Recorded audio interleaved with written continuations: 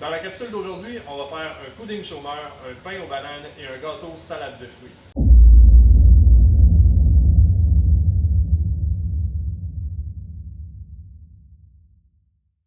Ils auront tous les mêmes ingrédients de base, ce qui va vous permettre, si vous le voulez, de toutes les cuisiner dans la même journée, la même semaine ou le même mois. Les ingrédients seront déjà là. On va faire le tour de nos ingrédients.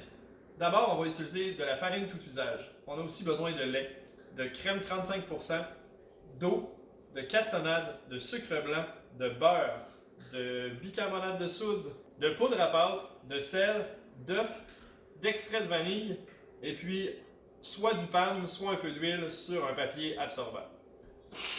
On va aussi avoir besoin de moule à pain. Si vous n'en avez pas à la maison, il s'en vend des pas chers comme ça en aluminium à l'épicerie avec un usage limité, mais quand même, on peut les réutiliser quelques fois facilement. Il s'agit de recettes faciles et sucrées. C'est encore une fois un bon moment de rassembler votre famille et de cuisiner tout le monde ensemble.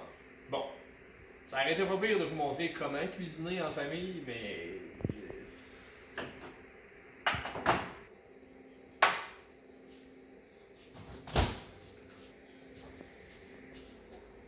Ah! Bon, avec ça, on devrait être pas pire.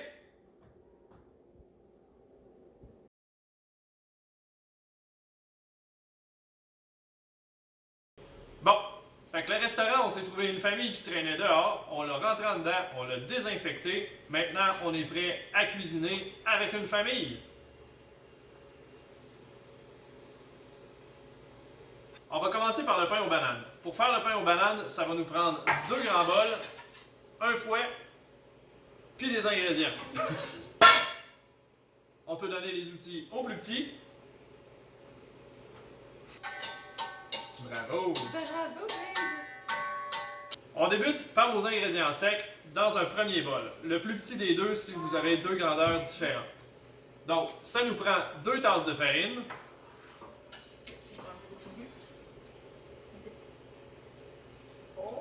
On va avoir besoin de 2 cuillères à thé de poudre à pâte. Bravo! Qu'on va mélanger avec notre fouet. Dans notre plus grand cul de poule, on va mettre une demi-tasse de beurre. Une tasse de cassonade. Et on va mélanger le tout ensemble au fouet. Soit on le fait faire par le plus petit, puis ça prend 8 ans et demi. Soit on le fait faire par la maman. Si jamais votre beurre est trop froid pour être mélangé au fouet, utilisez vos mains pour mélanger le sucre et la cassonade. La chaleur de vos mains va faire fondre le beurre et faciliter l'incorporation. C'est maintenant le temps de rajouter 2 œufs. Si c'est les petits qui cassent les œufs, ça se peut qu'ils soient comme ça. Si c'est vos tout petits qui cassent les œufs, faites juste vérifier qu'il n'y a pas d'écailles dans votre mélange. On ajoute une cuillère à thé d'extrait de vanille.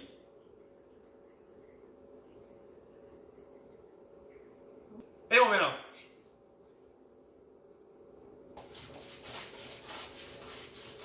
En brassant, on ajoute nos 2 bananes, une demi-tasse de fraises, coupées en morceaux, et on mélange pour que le tout devienne homogène.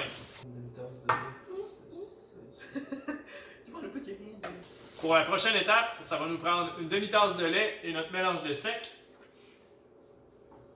On va ajouter du sec en premier dans notre mélange, pas tout au complet. Après avoir mis la moitié de nos ingrédients secs, on peut changer d'outil et passer à la cuillère de bois. On met la moitié de notre lait, on brasse. On peut mettre la moitié de ce qui nous reste de notre moitié de farine initiale, la dernière moitié de notre lait, le restant de nos ingrédients secs, qu'on incorpore encore une fois jusqu'à homogénéité. Pendant que le brassage se fait de façon plus ou moins efficace à côté de moi, on va prendre ce temps-là pour préparer nos moules. Donc, on a besoin d'un petit peu d'huile, d'un peu de papier absorbant. On va tremper notre papier absorbant dans notre huile. Et puis on va venir frotter les parois et le fond de notre moule bien comme il faut. C'est ce qui va empêcher que notre gâteau colle. Si vous avez un grand aérosol quelconque, vous pouvez utiliser le grand aérosol. Aussi, lorsque c'est fait, on peut optionnellement rajouter un tout petit peu de farine dans le fond. Bien la promener partout sur notre corps gras. S'assurer qu'il y en a partout, partout, partout. Et on vient tapoter l'excédent ici. Ça va permettre au gâteau de décoller encore mieux. C'est sûr que faire cette méthode-là, ça va laisser un peu de farine sur notre gâteau fini, donc il est moins esthétique, mais il est encore tout aussi bon. Maintenant, est-ce que c'est prêt chez vous? Oui? Alors, on demande à notre assistante de bien verser la pâte dans le moule. Alors, notre assistante va bien mettre à niveau le mélange de pâte dans le moule.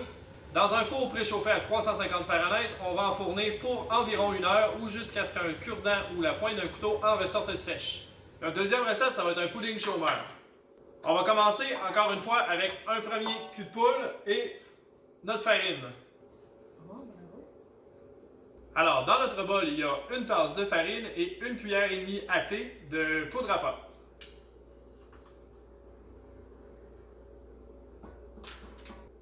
Voilà. On mélange à 2. Une fois que c'est bien mélangé, on prend notre deuxième grand bol. Alors, dans notre deuxième grand bol, on va mélanger 1 demi-tasse de sucre et 1/3 de tasse de beurre. Si vous avez un batteur électrique, vous pouvez utiliser un batteur électrique. Sinon, encore une fois, on peut utiliser la méthode des mains pour réchauffer notre beurre trop froid ou utiliser un fouet et sortir nos muscles. Lorsque le beurre et le sucre ont été vigoureusement brassés, ils vont avoir pris une coloration plus blanche. C'est le moment de rajouter un œuf. Assistante. Oui, encore. Yeah, Oui, encore. bravo! Bravo! On ajoute aussi 1/4 de tasse de lait. Oui, madame. 1 cuillère à thé de vanille. Oui, tu peux commencer à brasser. L'assistant peut commencer à brasser. Et puis notre pudding chômeur, on y donne une petite twist sympathique. On y rajoute, encore une fois, un fruit qu'on avait dans la dernière recette, des fraises, 1 tasse de fraises, coupées en morceaux, et 1 tasse de pommes coupées en tranches. Nos pommes, lorsqu'on les a coupées, on les a recouvertes d'1 cuillère à soupe de jus de citron pour éviter le noircissement. Lorsque votre mélange liquide a été mélangé plus ou moins efficacement, c'est le temps de rajouter en 2 portions votre mélange sec. Ça va être le temps de prendre nos moules. Pour cette recette-là, on va prendre 2 moules rectangulaires qu'on avait tout à l'heure pour faire des pains, ou un grand moule rectangulaire que vous auriez à la maison de 8 pouces par 11 pouces. Avec nos 2 bols, on va avoir besoin d'un bol à mélanger. On va prendre 2 tasses de cassonade, une demi-tasse de crème 35%. On ajoute également 1 tasse d'eau. Et on mélange le tout au fouet pour créer un liquide homogène. Vas-y, oui, vas-y. Une fois nos ingrédients liquides bien mélangés, on va à l'œil séparer notre sauce dans nos 2 moules. Et on va faire la même chose avec notre pâte. On va la diviser en 2. Donc, on prend des cuillères et on vient poser délicatement notre mélange. L'important, ça va être de déposer notre pâte délicatement dans nos 2 contenants, de l'avoir divisé de façon le plus égale possible et d'égaliser la surface également avant de le déposer au four pour... C'est le temps d'aller déposer nos 2 moules dans un four préchauffé à 350 degrés pour une période de 35 minutes environ ou jusqu'à ce qu'encore une fois un cure-dent ou une pointe de couteau en ressorte sec. Notre prochaine recette, ça va être un gâteau salade de fruits. On va avoir 2 étapes à cette recette, une portion sauce et une portion gâteau. On va commencer par la portion gâteau. Dans un bol, on va mélanger 2 tasses et demie de farine,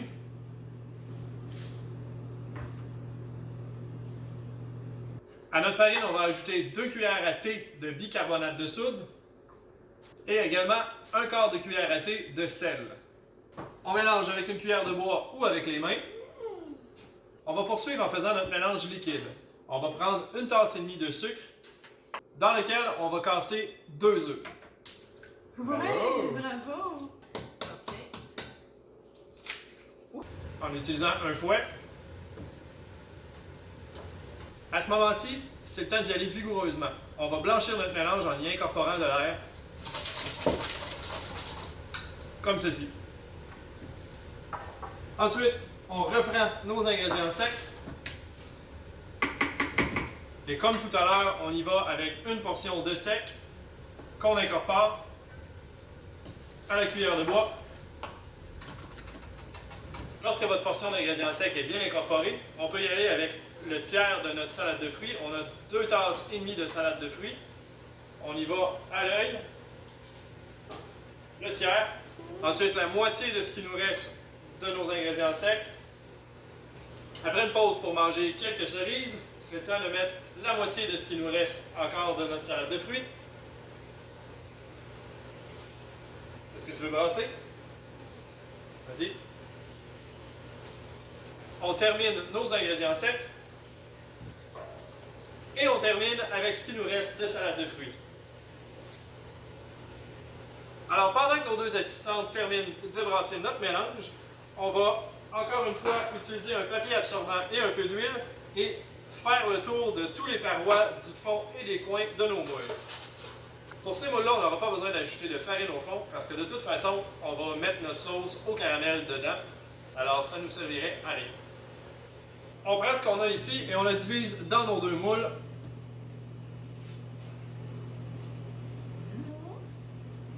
Ici. Thank you. Quand notre pâte a été bien divisée dans nos deux moules, on envoie au four à 350 degrés Fahrenheit pendant 1 heure. Ou jusqu'à ce que la pointe d'un cure-dent ou d'un couteau en ressorte sèche. Tout comme ça. Pour la prochaine étape, c'est un bon moment de donner un répit au restant de votre famille. Vous pouvez en profiter pour aller prendre une collation ou faire une sieste. Maintenant, on s'en va au four préparer notre sauce au caramel. Ça va être chaud, ça va être long. Excellent moment pour eux de prendre une pause. Allons-y donc avec la sauce. On a besoin de 2 tasses de sucre. On a besoin d'une tasse de beurre coupé en morceaux et une canne de lait évaporé. On va aussi avoir besoin d'une cuillère à thé et demie de vanille, mais on ne l'ajoutera pas tout de suite. On va aller commencer à faire notre cuisson avant. À feu doux, à l'aide d'un fouet ou d'une cuillère en bois, on va brasser constamment nos ingrédients afin de faire dissoudre le sucre et fondre complètement le beurre. Une fois que c'est fait, on va poursuivre la cuisson pour une vingtaine de minutes en brassant souvent, mais pas constamment. Vous aurez remarqué que j'ai un grand chaudron pour la quantité d'ingrédients que j'ai à cuire. C'est que le mélange a tendance à gonfler et à déborder. C'est donc important d'avoir une casserole plus grande que nécessaire.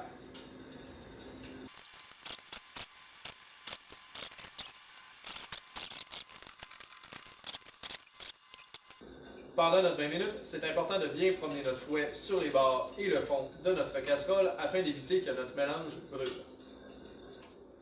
Au fil du temps, vous allez vous apercevoir que votre mélange épaissit. On va vouloir atteindre une consistance crémeuse qui ne coule pas comme de l'eau. Sur le dos d'une cuillère, notre caramel devrait adhérer légèrement en restant coulant.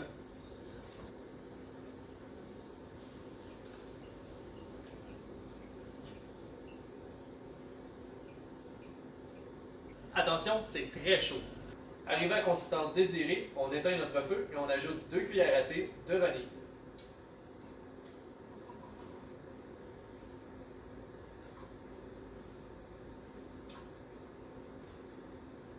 Notre sauce caramel prête, on s'en va terminer notre gâteau salade de fruits. Nos 2 gâteaux sont sortis du four. On les a laissés reposer une dizaine de minutes. Maintenant, on va les perforer avec un couteau. On fait plusieurs perforations et on décolle les bords du gâteau bien comme il faut. Ensuite, on va utiliser notre sauce caramel. Si elle avait figé un petit peu le temps que nos gâteaux soient prêts, on peut la refaire chauffer un petit peu, mais pas trop longtemps pour ne pas l'épaissir encore plus. Maintenant, on y va moitié-moitié. On dépose notre sauce qui va être bue par le gâteau, par les trous qu'on a faits et par les côtés qu'on a délogés.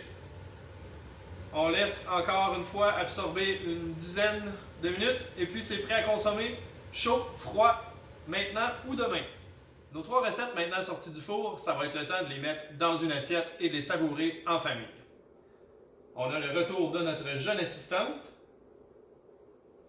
Ici, on a notre pain banane et fraise. On a un de nos 2 gâteaux salade de fruits et un de nos 2 puddings chômeurs aux fruits. Donc, maintenant, ça va être le démoulage. On a laissé refroidir le pain aux bananes une vingtaine de minutes. On a vu tout à l'heure comment mettre notre sauce au caramel sur notre gâteau salade de fruits. Maintenant, ça a eu le temps d'absorber durant une vingtaine de minutes. Et notre pudding chômeur aux fruits, lui, a eu environ une demi-heure de repos. Maintenant, c'est le temps de les mettre dans une assiette. Cette étape-là, avec le couteau, évidemment, on ne la fait pas faire aux enfants en bas âge. Donc, alors on se coupe une belle tranche qu'on vient déposer dans notre assiette. On va se débarrasser temporairement de ça ici. On va aussi se faire un beau morceau de pudding chômeur qu'on va découper puis sortir à l'aide d'une grosse cuillère. Et une belle tranche de notre gâteau salade de fruits. Après avoir recouvert nos 2 gâteaux de sauce caramel, il nous en restait, c'est normal. Ça va être pour le servir sur chacune des portions. On peut le conserver dans un pot hermétique au réfrigérateur le temps de servir toutes nos portions. Si vous êtes très gourmand, une dent très sucrée, je vous conseille de doubler la recette pour en avoir beaucoup. Notre trio dessert ressemble à ceci. Es-tu contente? C'est pour toi! High five! Yeah! OK? Approuvé? Non. Yeah!